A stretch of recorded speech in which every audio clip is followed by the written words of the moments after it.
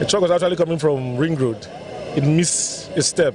So as it was trying to gather itself, it fell.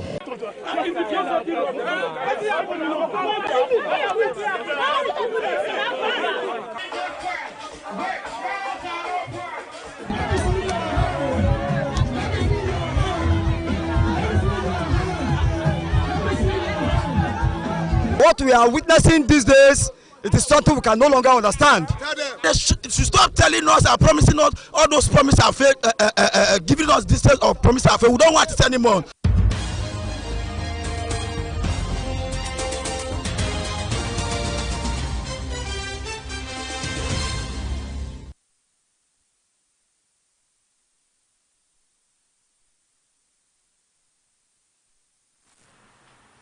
Good evening and thank you for joining us on BTV Major News at 6. My name is Temitope Oluwafemi. And now to the news in details. Edo State Governor Senator Monday Okpebholo has inspected the ongoing construction of the Egwadolo Igwomo Owenisi Oza Road, including a spur to Ohe community, a strategic 14-kilometer road project linking Nwode and Orioma local government areas of the state. BTV News senior reporter Best Orator has details.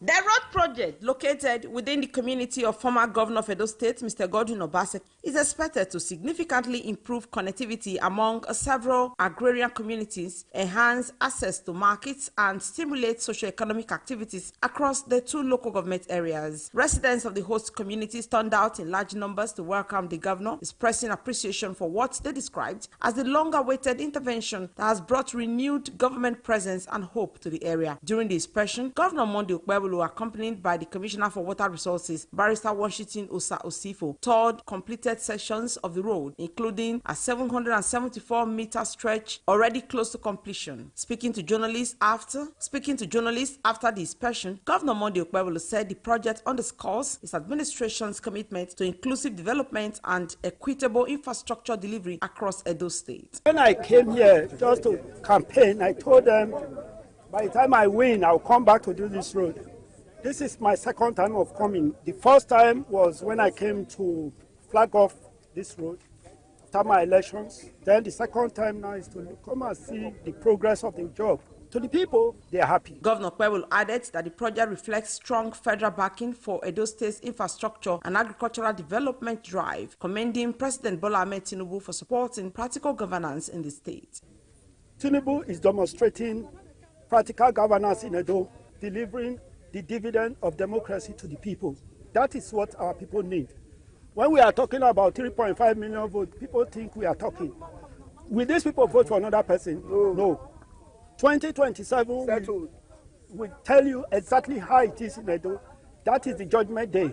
Community leaders and residents commended the intervention, noting that the road had been abandoned for several years, resulting in economic hardship and limited access to essential services. Honorable Friday Agbonze, councillor representing Isi North Ward in Nwode local government area, said the project has brought relief to the people after years of neglect. Another resident, Mrs. Oyeme Igbinedion, described the road construction as a turning point for the area, particularly for farmers who rely on access routes to transport their produce. Right from time immemorial, we have been suffering on this land, and therefore the man of Okpebholo has come to rescue us from the shackles of darkness. That's right. We enjoy this road. We follow it. But maybe by the time we come back again, we will play something for him. The project is expected to boost agricultural productivity, ease transportation challenges, and improve the overall quality of life for residents of the benefiting communities. According to the Chief Press Secretary to the Governor, Dr. Patrick Ahere Bojele, the road construction reflects the Okpebholo's administration's resolve to deliver people-centered infrastructure to ensure development reaches all parts of Edo State. Best Orator reporting for BTV News.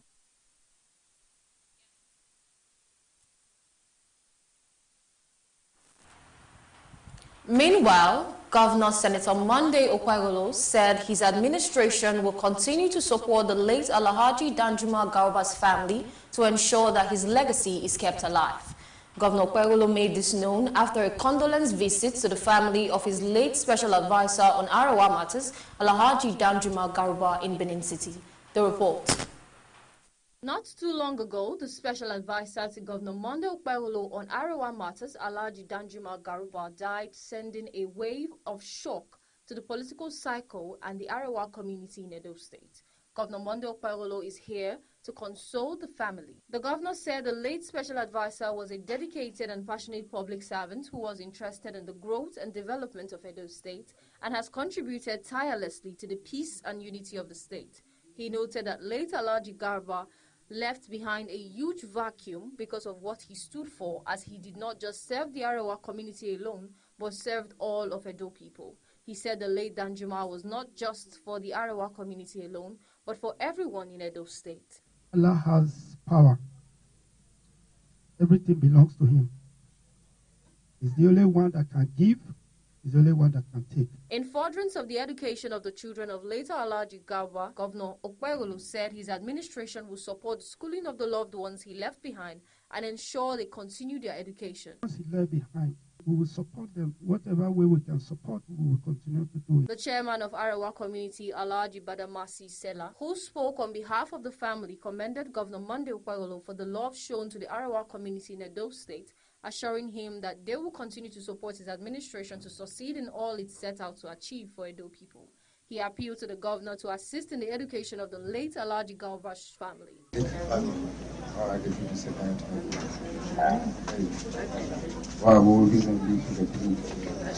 Governor Okpebholo was accompanied on the visit by government function.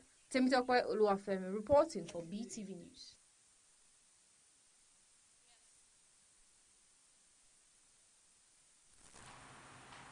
The chairman of Oredo Local Government Council, Honorable Engineer Gabriel Idusere, has embarked on an on-the-spot assessment of the ongoing road infrastructure project along Gapionia Road.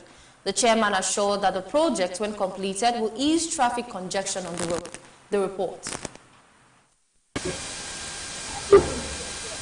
In continuation of his administration's commitments to enhancing road connectivity and easing movement within the local government area, Honorable Gabriel Idusere went on an inspection tour to monitor the progress on the road infrastructure project along Gapiona Road, Airport Road. During the inspection tour, Honorable Idusere carefully evaluated the current condition of the road, inspected the level of progress recorded so far, and engaged directly with the contractors and supervisors on site.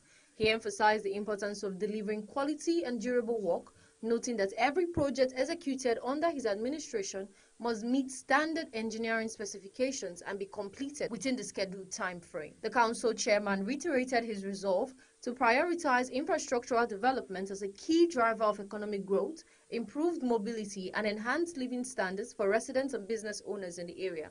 According to him, roads such as Gapiona play a crucial role in boosting commercial activities and strengthening neighborhood accessibility. This is one of the projection agenda of Mr. Governor, His Excellency, Senator Monday Okpebholo. And as you can see, we are at Gapiona Street. And you can see that this road has been very bad for some time. As a good citizen and as the chairman of Oredo local government, before within Oredo, so we have decided that we should asphalt the road again and ensure that the road is motorable and passable by our people. People of this environment, as you can see, they are happy seeing what is happening here today. And I want to thank His Excellency for giving us the opportunity to carry out this exercise. And I want to thank him because we know we are going to do more for the people with the support of His Excellency the Governor. Meanwhile, some business owners, friends, and residents in the locality expressed appreciation to the Edo State Governor, Senator Monday Okpebholo, for his Project Shine agenda, which they say is positively impacting communities through direct interventions across local government area. They also commended Honorable Idusere for his proactive leadership and hands-on approach in ensuring that projects under his watch are executed with accountability and measurable progress. Of Gapiona Road for the past few years has been so in a terrible shape that we hardly have guests that come in here. But when I saw the intervention on this road, I decided to find out just to get to know that it's the Oredo local government that is doing this. I'm amazed. I'm excited. This is really, really commendable. This is really, really commendable. And I want to salute the management of Wedo local government. Let us see more of local government functionality in governance. The assessment exercise is a clear demonstration of the chairman's commitment to transparency, quality service delivery, and effective collaboration with the state government to bring development closer to the people. Temitope Oluwafemi reporting for BTV News.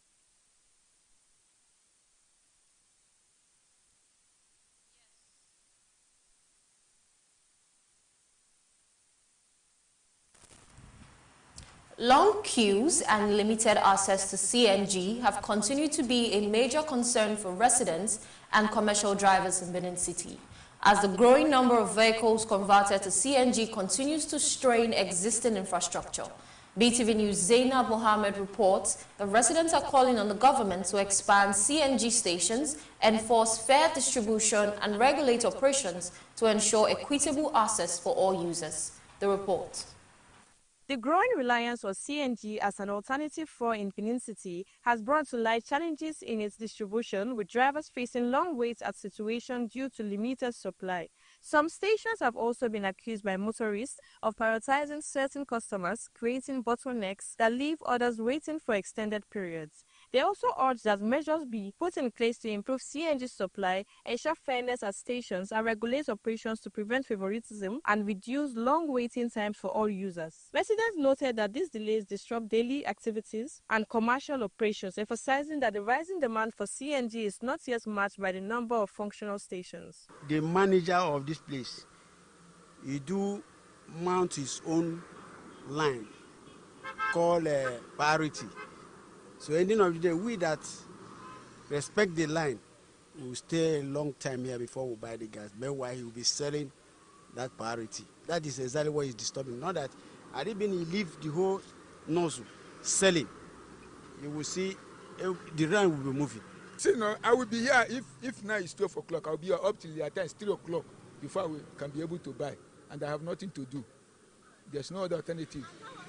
Motorists are also calling on the government and relevant authorities to grant licenses to more CNG stations. They say the existing station serves a wide area which contributes to persistent long queues. According to them, allowing more stations to operate will ease pressure, improve access, and reduce waiting time for drivers. They're supposed to know that many people are now into gas. Where is it? What I don't see what it takes to put more stations so that people will now drive in and buy their gas. As calls for action continue, residents remain hopeful that government intervention will improve CNG supply, ensure fair treatment at all stations, and establish transparent regulations so that waiting times are reduced and all users, commercial and private, can access gas reliably and equitably. Zainab Mohammed reporting for BTV News.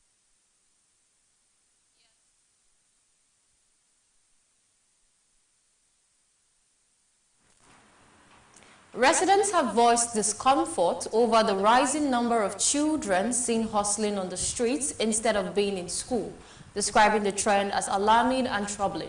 BTV News' Favor Kolawole reports that residents fear that if urgent steps are not taken, many of these children may be exposed to negative influences and could eventually drift into crime. The report.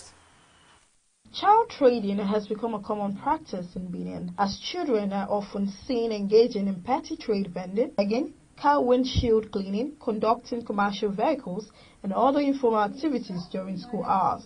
Residents fear that if urgent steps are not taken to address this development, many of the affected children could become vulnerable to negative peer influence, exploitation, or criminal activities. Speaking on the possible cause of this trend, some residents link it to the growing economic hardship in the country, which they say has put families under significant pressure. According to them, some children have been forced into hustling as a means of supporting themselves or contributing to household income due to financial constraint. For the youth are the leaders of tomorrow.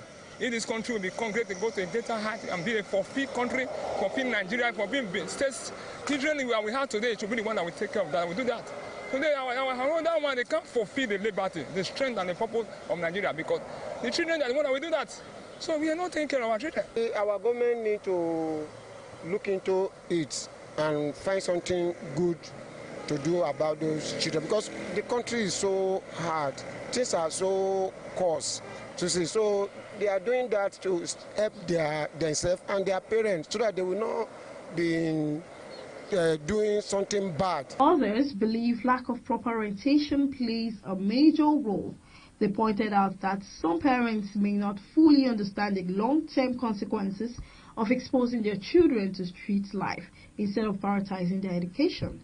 They added that in some communities, school is sometimes viewed as secondary when compared to earning daily income. Residents have therefore appealed to the government, community leaders, and relevant agencies to step in by introducing strong enlightenment programs that will educate parents on child welfare, the dangers of child street work, and the importance of education. They also stressed the need for important access to affordable learning materials and school-related support, noting that making education less financially burdensome will encourage more children to stay in school rather than roam the street. A lot of them are hawking on the roadside and doing menial jobs because they are out of school. And a lot of them are out of school because they cannot afford school fees, they can't buy books, some of them don't even know what school is. They are doing that to support their parents. So I feel if the government, reduces or subsidizes education with, decent public schools where children can go, I think that will help the parents know the effects or the advantages of education. They don't know that when their kids are educated in the future, it can help them. You hear things like school na scam, I never chop, but I want go they do for school. So I feel if the government can step up, with things like that, it will help a lot. While acknowledging the country's economic challenges, residents maintain that every effort must be made to safeguard the future of young Nigerians, warning that leaving the situation unchecked could lead to broader society problems in years to come. Favor Kolawole reporting for Beetv News.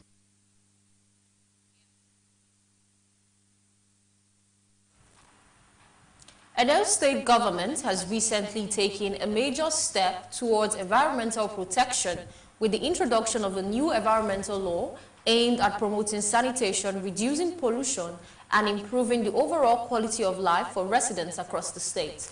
Beetv News' Precious Agbonlaho reports that residents expressed joy over the new law, describing it as a positive step towards a cleaner, healthier, and safer Edo State. The report.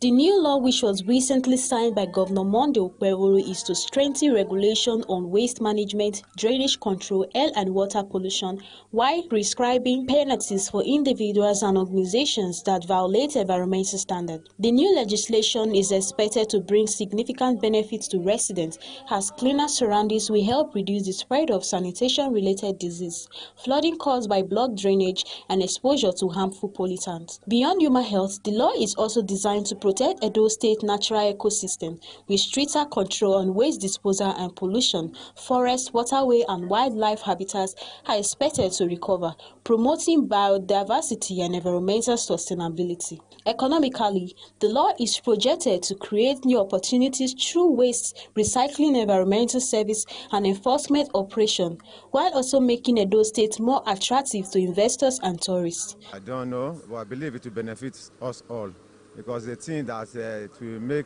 us our environment clean, and others will be doing it so that we will be free from diseases and other sickness or other illness. So that is what I feel to help us to do. We are told that cleanliness is next to godliness, and a clean environment is also a wealthy environment. So I think it's a good initiative from the state government. Some residents who spoke said that the law will benefit everyone by promoting a clean environment, reducing the risks of illness, and improving public health. They also advised residents to comply with the law to ensure a cleaner and safer environment for all. Others who spoke commended the initiative, describing it as a positive step, and urged residents of Edo State to comply with the law for their own benefits. But they should be more forceful. There is nothing good about, they say health is next to godliness, and health is wealth. It's to your own detriment if you can't keep yourself clean or the environment clean. And it has a lot of benefit when you keep your environment clean. If we have it now and everybody complies, it will be to the benefit of everybody. They further prepare as part of efforts to enhance technical and digital skills development. The report. The Youth Empowerment Forum was established to provide platform for young Nigerians to participate in elective and appointive offices. Its mandate includes preparing youth for decision-making, leadership development, and the promotion of national unity. The forum says it has so far empowered thousands of youth across various fields of human endeavor. As the 2027 general elections approaches, it plans to mobilize 20 million Nigerian youths to participate in the polls and support the election of younger candidates into governance. Beyond politics, the forum is pursuing youth empowerment through partnerships with the international community. It aims to empower 1 million young Nigerians in information and communications technology, while also training 100,000 youths nationwide in electronic vehicle maintenance and repair. We're looking at cyber security fundamentals. We're looking at data protection and privacy. We're offering data analytics. We're offering cloud computing and data governance. We have a total of 100,000 training slots, and it runs in the same format as the ICT training. So we've divided it again. 2,000 slots go to each of the 36 states plus the FCT.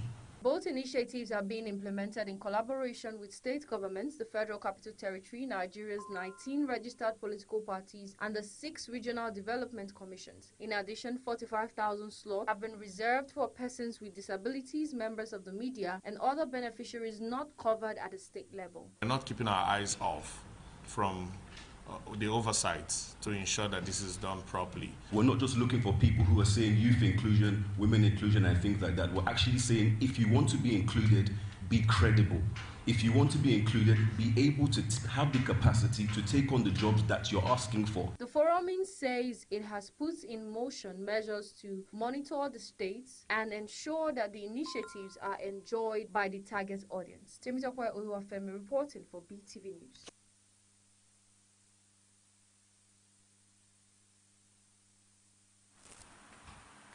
The Minister of Education has inaugurated and handed over infrastructure projects at Ekpe Grammar School and Temu Community Secondary School in Lagos. He also reaffirmed the federal government's commitment to improving education across Nigeria. The report. The commissioning of the infrastructure project at Ekpe Grammar School and Temu Community Secondary School in Lagos was attended by dignitaries, students and community members. Honorable Wariji, a member of the House of Representatives for the constituency, noted that the project was sponsored within the past 2 years, making a significant step in educational development. In the area of education, we are proud to state that we have facilitated the construction of a total of 175 classrooms with full furniture. We have established new schools in the educationally underserved areas within Ekpe Federal Constituency. Ekpe Grammar School and Temu Community Secondary School in Ekoagoyi were the beneficiaries of a comprehensive federal intervention. At Ekpe Grammar School, commissioned projects included newly constructed 100-beds hostels for girls and boys, and a reconstructed principal lounge, a fully functioned staff quarters and hall, and a mini stadium. Temu Community Secondary School received a fully functioned block of 12 classrooms and a vice principal office to support the takeoff of a senior secondary school. The Minister of Education, Dr. Tony, commended the intervention, emphasizing the federal government's continuous commitment to providing quality education across Nigeria. This intervention aligns squarely with the New Hope agenda of our president, which places human capital development, particularly education, at the center of national transformation. It also reflects a broader commitment at the Federal Ministry of Education to work collaboratively with sub-national governments, legislators, and community leaders to uplift education standards across our country. Students at Ekpe Grammar School and Temu Community Secondary School expressed excitement over the new facilities, saying that they will significantly improve learning conditions. And I'm so happy today because my school is one of the lucky schools that is having this kind of facilities. He did the junior school, he did the senior school. So we are going to appreciate him and we are expecting more from him. The commissioning ceremony concluded with the stakeholders affirming that basic education serves as a catalyst for transforming human capital into international capital, creating a virtuous circle of development. Precious Agbolahor reporting for BTV News.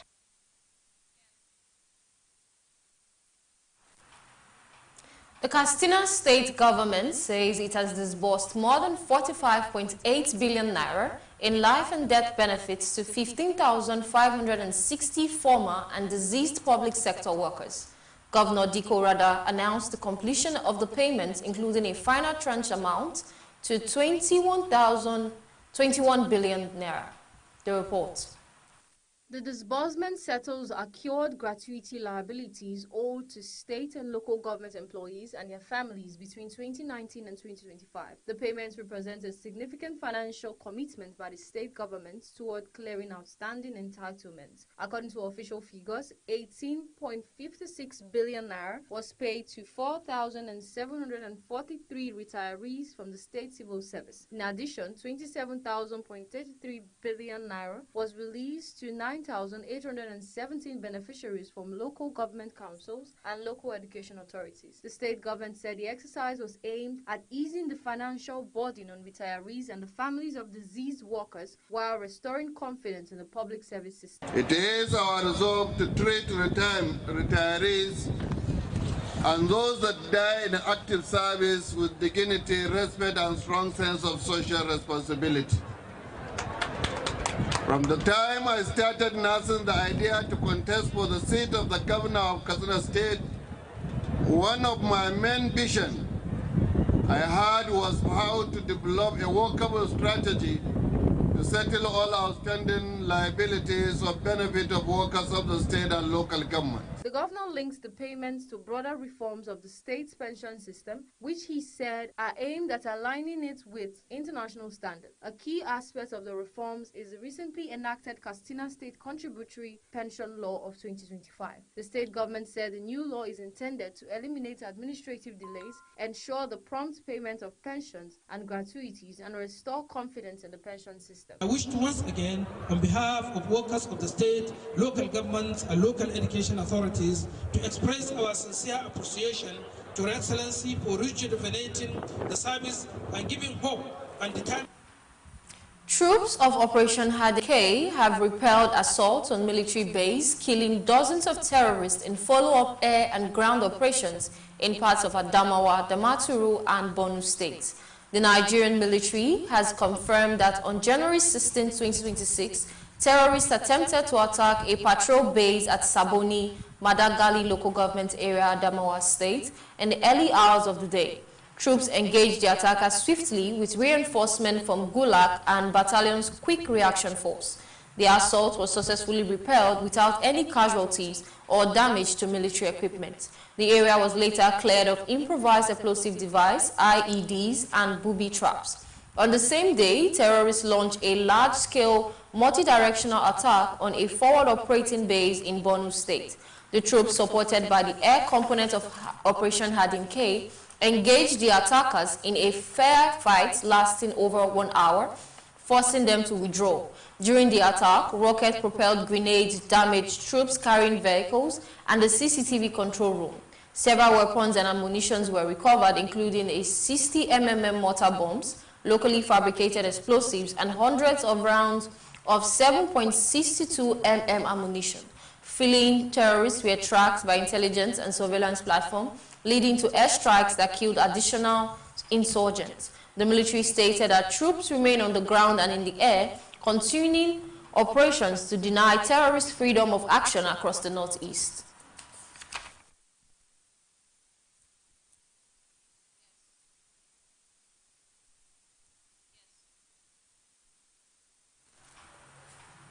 The chairman of the Presidential Tax Reform Committee, Taiwo Oyedele, has said that the issuance of guidelines for implementing the new tax law has been delayed due to uncertainty over the final gazetted version. He made the remarks during the 2026 Economic Outlook organized by the Institute of Chartered Accountants of Nigeria. Policymakers, industry leaders, and top professionals at the event advised the federal and state governments to deepen accountability and transparency in executing economic reforms this year. The experts also urged the government to adopt fiscal discipline to address the existing distrust between citizens and leaders.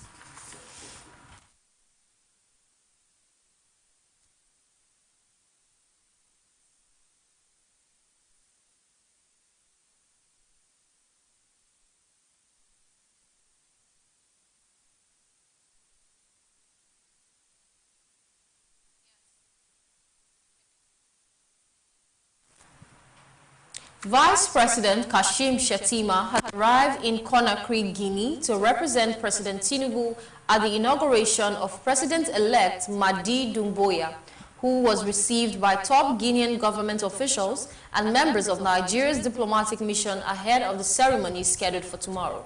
President Doumbouya's inauguration follows his victory in Guinea's December 2025 general elections, marking the formal end of the country's 4-year military transition. Vice President Shettima's presence highlights Nigeria's leadership role within ECOWAS and its continued support for constitutional governance and regional stability.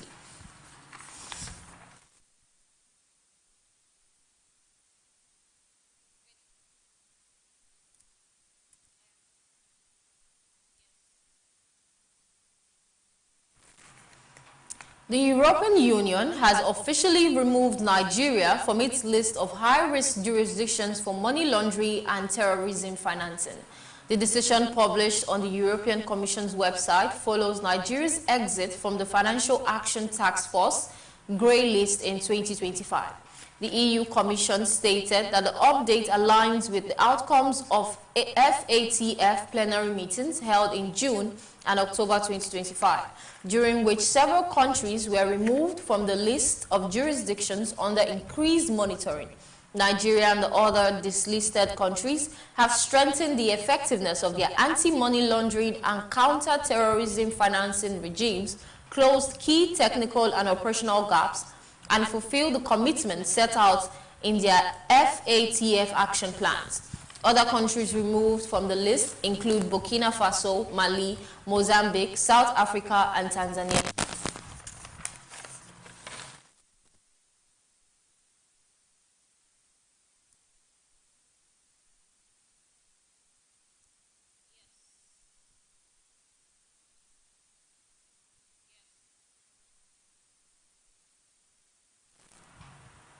And now to the world of business. The United Nations World Food Programme has warned that about 55 million people across West and Central Africa could face crisis level of hunger or worse during the June to August 2026 lean season if urgent funding and humanitarian actions are not mobilized. The worsening situation is being driven by conflicts, displacement, and significant reductions in humanitarian assistance across the region. The report.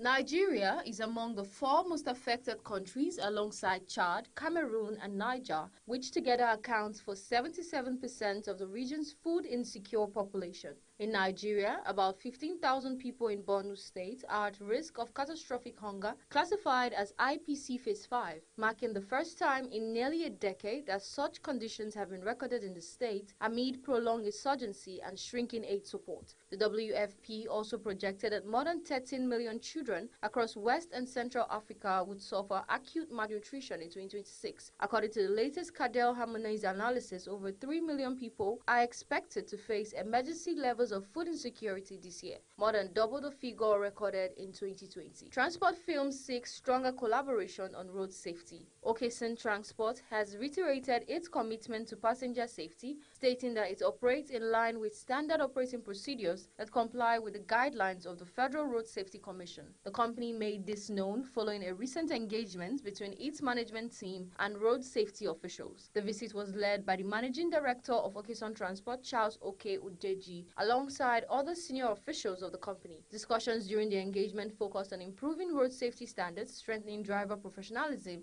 and enhancing collaboration between transport operators and regulatory authorities. Meanwhile, the Federal Road Safety Corps reported that more than 3,400 people lost their lives in road crashes across Nigeria between January and September 2025. The Corps attributed the fatalities and over 22,000 injuries recorded within the period to reckless driving, human error, driver fatigue, overloading, phone use while driving, and other preventable safety violations. MAN backs tax law to aid recovery. The Manufacturing Association of Nigeria and the chairman of the Presidential Committee on Fiscal Policy and Tax Reform, Taiwo Oyedele, has expressed support for the newly enacted tax law, saying they are aimed at helping Nigerian businesses recover, regain competitiveness, and expand into regional markets after years of multiple taxation and policy inconsistencies. Speaking at a stakeholders' engagement in Lagos, Oyedele noted that the previous tax regime made Nigerian manufacturers uncompetitive even with the domestic market, as imported goods often landed cheaper despite freight and duty costs. He warned that without reforms, Nigeria risking losing jobs and investment to neighboring countries, especially under the African Continental Free Trade Area. Oyedele explained that manufacturers have faced disproportionately high effective tax rates due to numerous legal and illegal levies imposed by various actors. He said the new reforms are focused on economic growth rather than punitive taxation, stressing that a more supportive business environment would allow companies to grow, increase output, and ultimately generate higher government revenue. Temitope Oluwafemi reporting for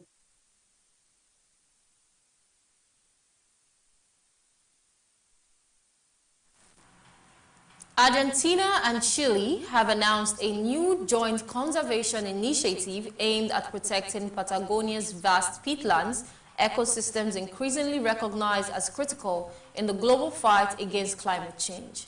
The report.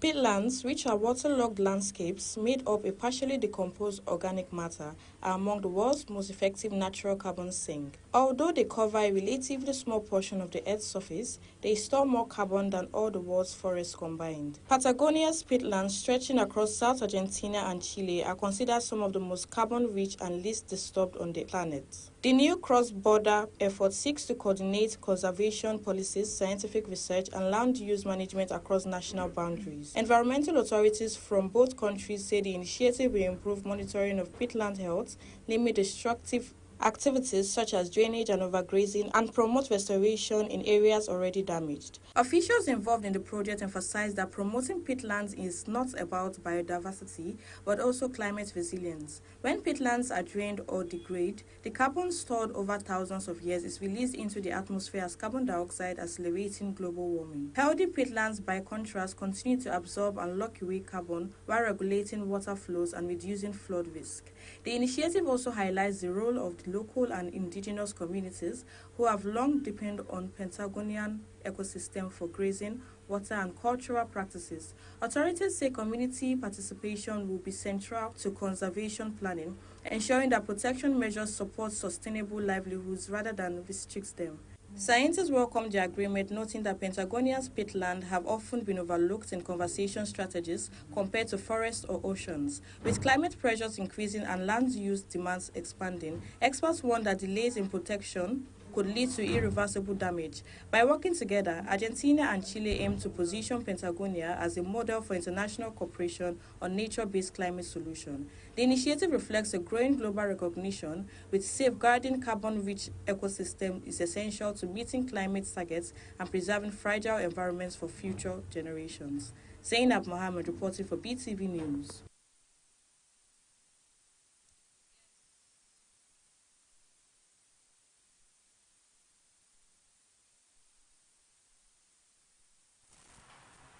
And now to the entertainment world. Reality star Fina has claimed that she is yet to receive the 100 million prize she won after emerging winner of the Big Brother Naija reality show in 2022. She made the revelation during a recent live stream with her fans, revisiting an issue she had earlier raised publicly in 2024. The report.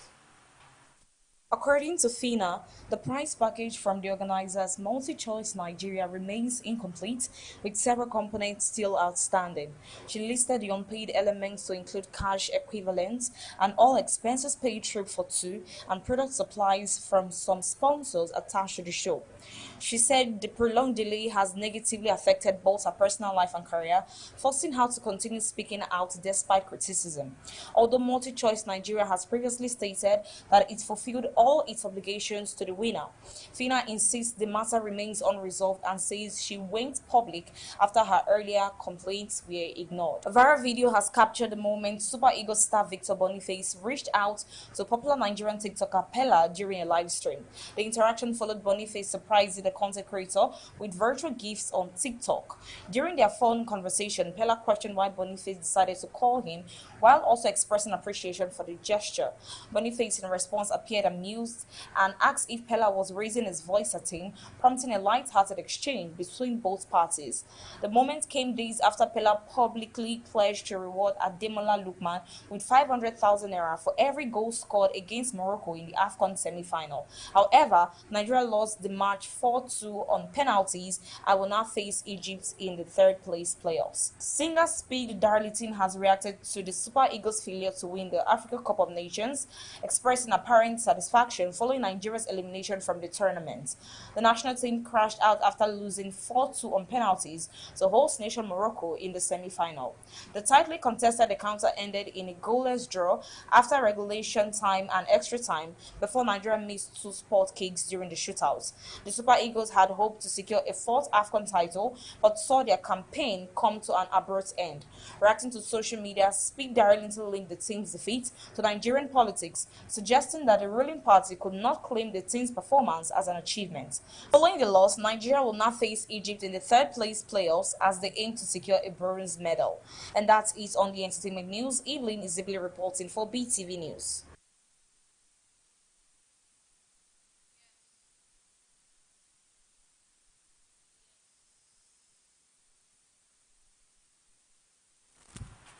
And now to the world of sports. Manchester United secure a 2-0 victory over local rivals Manchester City in today's eagerly anticipated Manchester derby at Old Trafford. This was the 198th competitive meeting between the two clubs. The opening 45 minutes saw both teams competing intensely for control, but neither side was able to break the deadlock.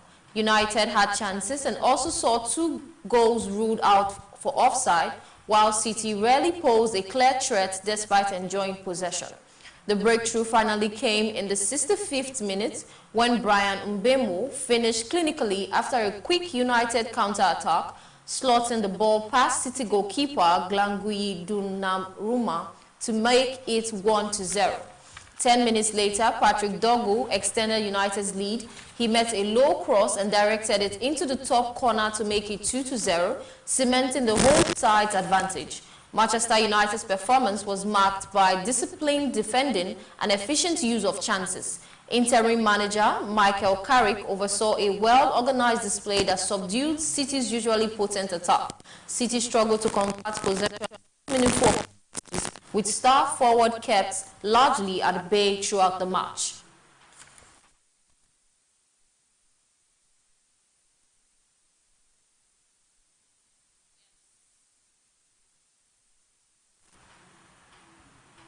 Many thanks for staying with us on BTV Major News at 6. My name is Temitope Oluwafemi. Do have a lovely night. Goodbye.